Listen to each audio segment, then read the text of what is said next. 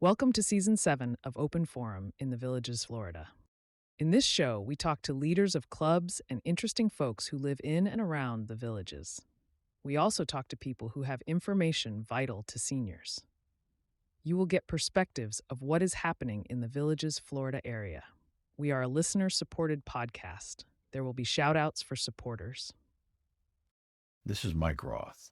Listeners, I'm thrilled to share with you this podcast, my passion project for you. This podcast brings you knowledge, inspiration, and things you need to know about the people and the villages here in Florida. This is Mike Roth on Open Forum in the Villages, Florida. Today's episode is going to be a little bit different. I'm not going to have a guest. Today's show is the premiere episode of season number 7. I never thought I'd get this far. Anyway, some of you may have already noticed a slightly different opening music and a different announcer, and there'll be some additional changes as we move into season 7. The technology in AI is changing tremendously, and I continue to add more AI content to the podcast. But today's episode is an update of a show that I did on October 13th, 2023. We talked about a cross-country trip to Long Island from the Villages, Florida. Trip required a lot of pre-planning and was a lot of headaches. You can go back and listen to the show broadcast on October 13th, 2023, and compare what I have to say today. Overall, I want to say that the trip this year was much better than the trip 2 years ago. Both trips were in the month of June. I'll give you a summary of what happened with the EV on the trip. The first day, as the sun rose over Florida, I loaded the car with everything I thought I would need. My wife was very helpful. We had maps. We had charging applications. I have 5 charging applications on my phone now. The 2 most significant during the trip, actually, were the Tesla app and then the app called ABRP, or as some people call it, a Better Route Planner. This actually was a superb app for getting to charges when there was trouble at our planned stop. Naturally, the Mercedes-Benz navigation system suggested stops. Sometimes they were good and sometimes they weren't so good. The Mercedes-Benz Me app was also on my phone, and I used that to validate what was happening. Overall, the Tesla app was quite good in picking stations that our car was compatible with. Unfortunately, it wasn't 100% accurate. Sometimes the Tesla app would take us to a station where we could plug in but not charge. That was aggravating. But this year we didn't need to spend 5 hours planning the trip stop by stop, day by day. Instead, we chose our route based on where we planned to stop each night for the 3-day trip. The trip was starting in the Villages, Florida, and the first long stop was in Fair Lawn, New Jersey, where my brother Ron lives. We spent Saturday afternoon and evening and Sunday morning with them across the George Washington Bridge and then the horrible Cross Bronx Expressway on Sunday morning, no later than 10 a.m. That worked out well. Our travel time from Fair Lawn, New Jersey to Smithtown, New York was an hour and a half. The best I've ever done that in any car on a great traffic day was an hour and 1 minute. This wasn't as good, but it was nowhere near as bad as my brother had a 2.5-hour trip when he came out that week to East Meadow, Long Island, for a family gathering. We planned the trip with stops at true hotels that had EV chargers. In one case, the hotel had a CSS charger which plugged directly into the Mercedes. At the other True Hotel, they had a Tesla charger, which luckily I had purchased a Tesla Level 2 adapter, which worked perfectly. These were very low-level chargers, and it took 15 hours to charge the car. But since we were there overnight, it didn't make any difference. We packed the car and drove to first rest stop just south of Gainesville, Florida. When I got out of the car, I realized I didn't have my car key in my pocket. Now, that's a serious problem. The car actually operated because my wife was sitting next to me with her key in her purse. The car recognized the key, but it didn't tell me it wasn't my key. So here we are about 70 minutes from home, and I didn't have my key, only had one key. Realized that the penalty for having only one key, if you lose that key, is about a $2,000 cost. We decided to turn around and head back home to pick up my key, which had a tile attached to it, like an AirTag, and it told me that the key was at home on the kitchen countertop. We got back to Gainesville and had lost about 3 hours of time. When we left the Villages, we had 100% charge. But by the time we got to Gainesville the second time on the first day, we only had 50% charge, which meant that we went to a supercharger location in Gainesville at a Target store, where we spent another 45 minutes bringing the charge back up closer to 100%. That made the first day of the trip an exceptionally long driving day, because it added 3 hours of driving time, and it added an extra 45 minutes for charging at Gainesville, which was not planned. In the end, we got to our True Hotel in Florence, South Carolina. Both charging ports were available there, and we left the car on overnight, got it charged up. That worked really well for a very low-speed charger. So the adventure had already started with an unplanned detour. We were going on this trip for a family milestone. My youngest granddaughter, Alana Siegel, was graduating from high school. Getting there in an electric vehicle was my plan. Alana's going to be heading off to college in the fall, I believe in South Carolina. I thought making the trip was worth every mile that I drove. I planned the route very carefully. I wanted to weave around the East Coast congestion spots, Washington, D.C. on 95, and Philadelphia. We had to go a great deal inland, and probably added 100 to 200 miles to the trip. The trip went from the Villages through Florence, South Carolina, through Pennsylvania, and back along 287 up to Fair Lawn, from Fair Lawn to Long Island. We took the Long Island Expressway, or as I like to call it, the Long Island Distressway, and used their express lanes. It was much less stressful during regular rush hours. On a Sunday morning, it was pretty darn easy. The Mercedes EQE 350 Plus is a very good car. It has a stated range of 305 miles. Driving around the Villages, where you hardly ever exceed 50 miles an hour, the range was more like 370 miles. And on the road, we were getting closer to 320 miles in range, where most of the time we were driving in excess of 65 miles an hour, 70 miles an hour, up to 74 miles an hour. The car was very happy. Over 74 miles an hour, it performed very well, but messages kept coming up on the dashboard to slow down. I guess that was because I was using the battery up too fast. The question may come up, why did I choose an electric vehicle for this second trip when I had such trouble the first time? The big reason was to test the efficacy of the Tesla charging network with Mercedes vehicles. 2 years ago, I had a lot of doubts about whether or not it would ever come to pass and whether or not the Tesla charging stations would be working for the Mercedes. The big discovery was that the Tesla charging stations don't need a screen or a printer. Therefore, they have a higher uptime. In fact, during the entire trip, we never had to wait for a charger. Most of the charging stations had 6 to 20 charging ports, and when you got to the charging station, I had to use the Tesla app, not the Mercedes app. The Tesla app failed completely, and I had to reload it. I discovered that closing the Tesla application and then restarting it made it work in locations where it had failed earlier. So I found myself doing that on a great many of the charging stations.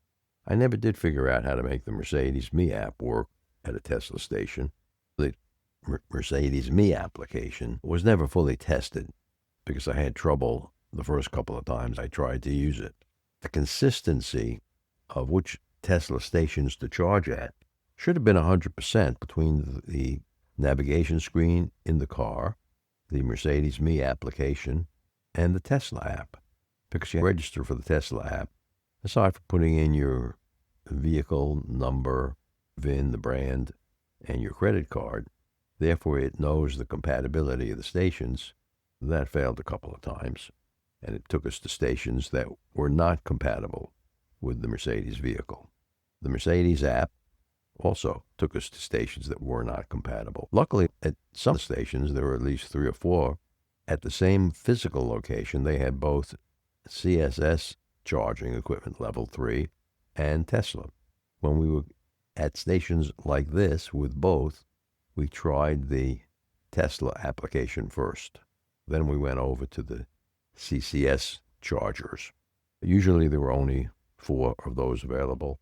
And again, when we went to use those, we never had a problem like we did the first time, especially in New Jersey. Now, as every EV driver who does any distance driving knows, you need to have a plan, you need to have a backup plan, and then you need to have a backup to the backup plan. So, in taking the drive, we decided that each day we would leave in the morning with close to 100% charge. We would drive until we got down to approximately 30 to 40%, and then charge again up to 85 to 95%, depending on the location. During those charges, we hoped to be eating lunch. In the afternoon, if we were driving a long day, we would charge once to get the car up from, say, 40% to 80%, and then continue on to the hotel to get the charge overnight. This made it a lot easier than the last trip. I wasn't out to prove that electric vehicles are the only choice for the future, but it is a choice that actually works in the present. The strategy of using the Tesla charging network proved to be the correct choice. Overall, the Tesla charging stations were about 85% successful in creating a charge. The CSS stations that we stopped at when we needed them were 100% successful. We never had to seek out a second station. This changed how we did the return trip.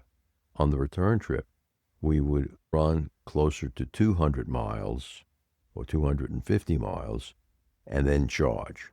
This meant we had fewer stops on the way home than on the way to Long Island.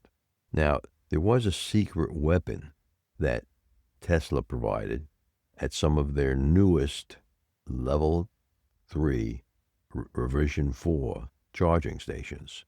These stations had a longer charging plug. The cord was longer, so I could occupy only one stall at the Tesla charging stations, to the position of the charging port on the Mercedes being in the right rear fender. I had to occupy 2 stalls or attempt to be on the end stall and occupy half of one stall and half of a location that wasn't part of the charging station. That worked well because there weren't a lot of crowds, the same way we had run into crowds at Daytona Beach when we went to a Walmart with 16 charging stations.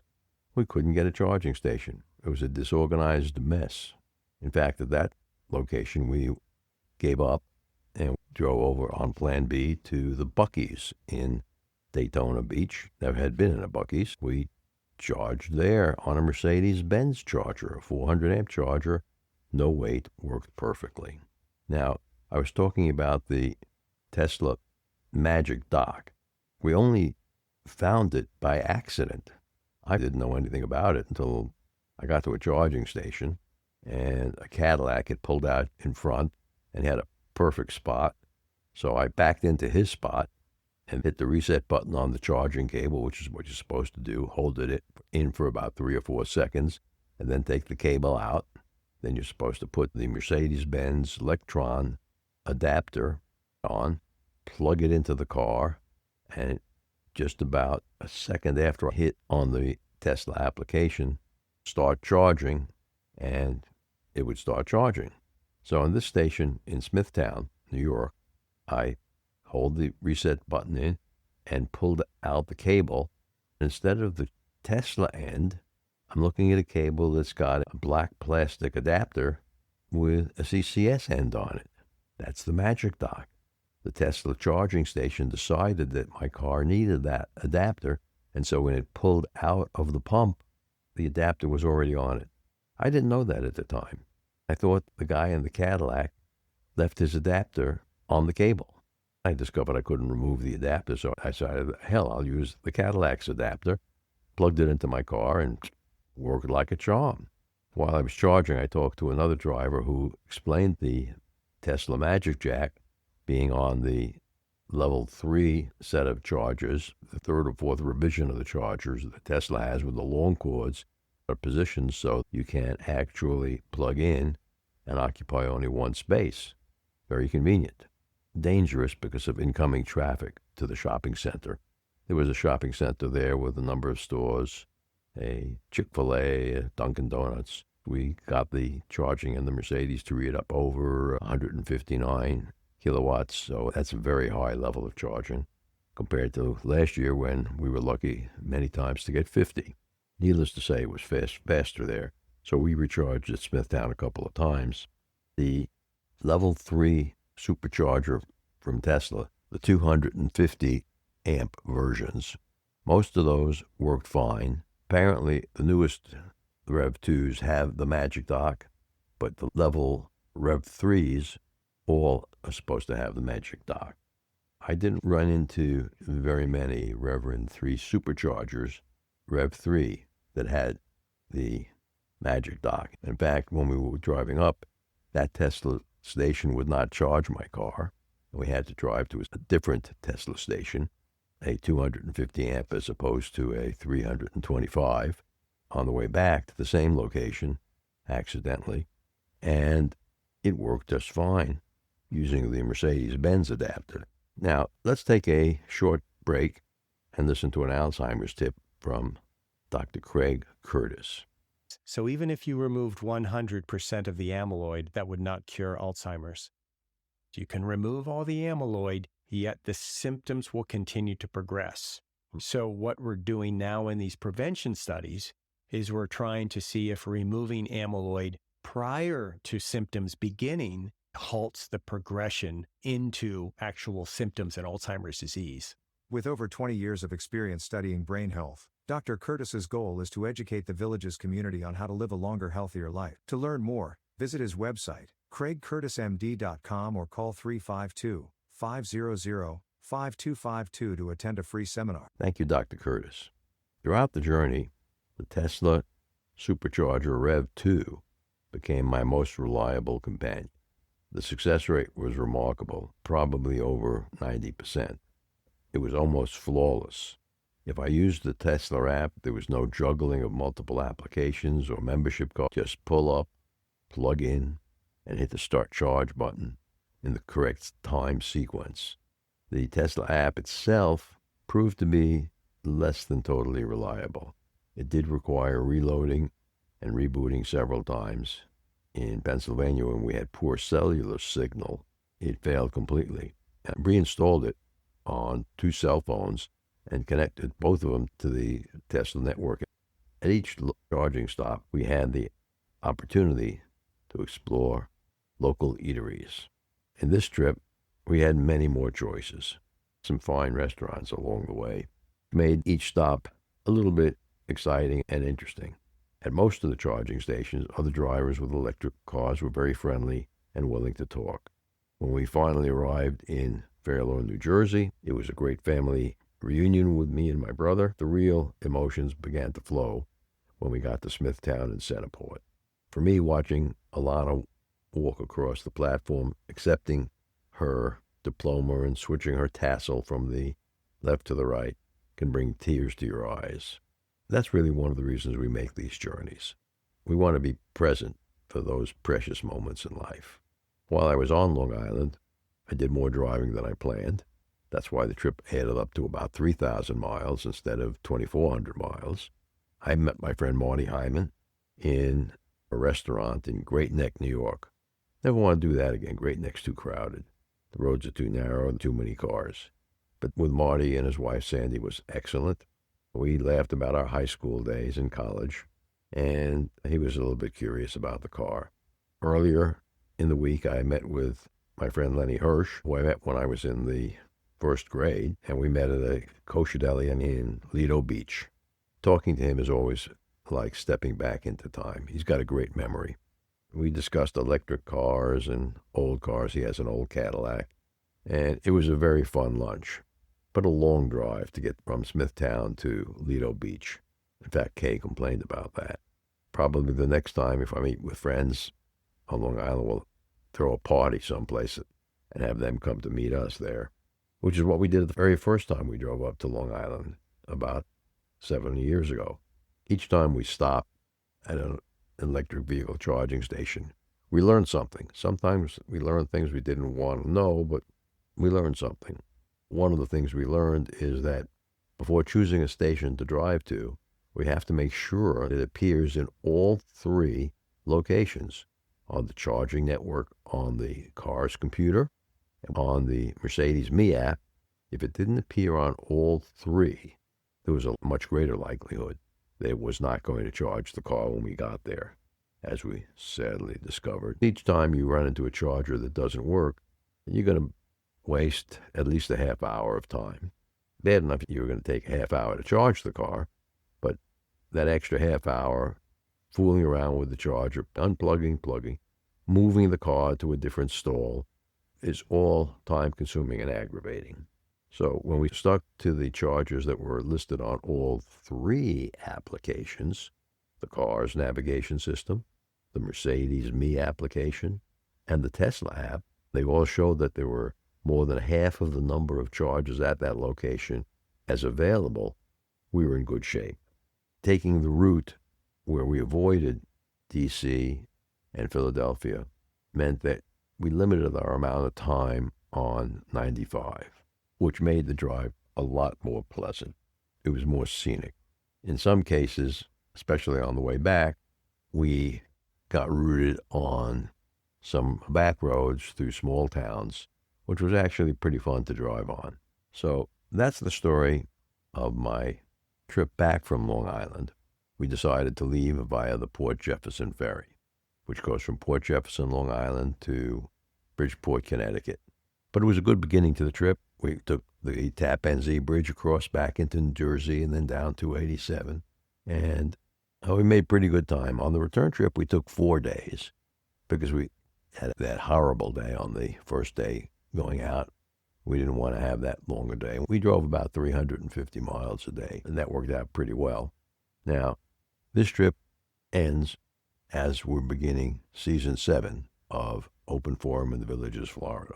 And I hope I've given you a couple of insights onto the charging status around the country along major highways. In small towns, all rules are off and you need to follow your applications. But since we're beginning season 7, I wanted to tell you about something special that I decided to do, a second podcast. It's called Mature Adults with Donna and Mike, and that's going to be released again on Buzzsprout on Monday mornings at 9 a.m. First episode should be released in August of this year, and it should be an exciting episode where we talk about topics that are important to us as senior citizens and villagers. We'll be talking about a number of subjects which are either controversial or informative. We hope some of you listeners will tune into that podcast as well. This podcast was brought to you because I love doing these podcasts. If you want to become a supporter, hit the support button. I'd love you to become a supporter by signing up to pay $3, $5, or $10 a month so that we can continue these podcasts. It's been a great deal of fun putting them together. In early 2026, I'm going to be teaching the podcasting course at the Enrichment Academy here in the Villages, as well as teaching another session of the AI course, Artificial Intelligence for Seniors. This course is a little bit changed from the last version. It'll be in February 2026 on the 12th, 19th, and 26th of February. It's going to be held at the Lake Meona Recreation Center, and it's going to be from 10 a.m. to noon. This time there are 3 sessions, and we're going to be doing the course as a hands-on learning experience. Each participant should bring their own laptop or tablet.